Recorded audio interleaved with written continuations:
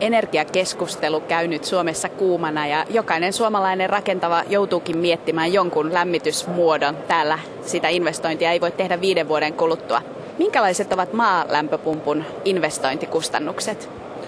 No, lämpöpumppujärjestelmään kuuluu aina se porareikä tai maaputkisto ja laite ja sitten asennus. Ja sieltä nyt puhutaan suuruusluokasta 10 000–15 000. Jotakinhan sinne talon pitää joka tapauksessa laittaa, niin monesti se sitten marginaalikustannus on ihan muutamia tuhansia. Ja kun sillä saattaa säästää tonnin pari vuodessa, niin helpostikin se lisäkustannus on hoidettu ihan muutamassa vuodessa pois. Kuinka mittava operaatio se sitten on? Kauan siihen pitää varata aikaa?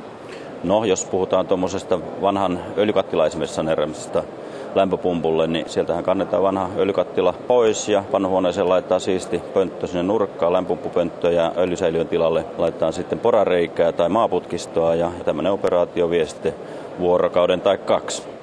Nyt teillä on aivan upouusi tuote IVT Premium Line X15. Kerrotko siitä? Meidän IVT-uutuus pystyy tekemään nyt 4 kilowattista 17 kilowattia portaattomasti lämpöä sen talon tarpeisiin. Eli ison tai pieneen taloon voidaan laittaa sama pumppu ja se tuottaa just sitä lämpömäärää, mitä sen talon lämmitykseen ja käyttöveteen tarvitaan.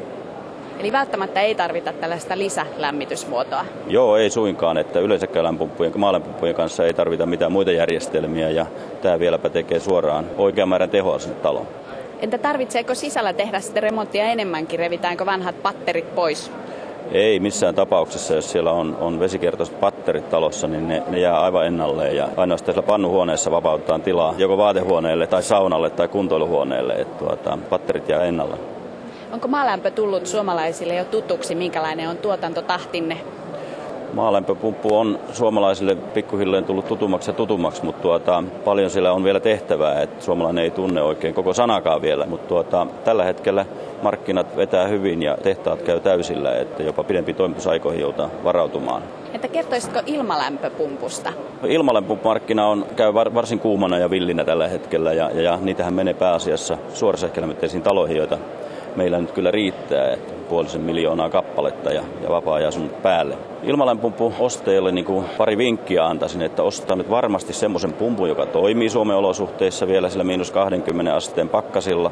Ostaa se aina asennettuna, vaatii testituloksia. Sitten ostaa se semmoista firmalta, joka pysyy nyt pystyssä takuajan ja vähän pidempäänkin, että jo tulee vastaamaan huudoistaan.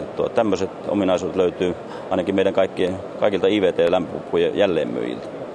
Ovatko nämä tuotteet ympäristöystävällisiä?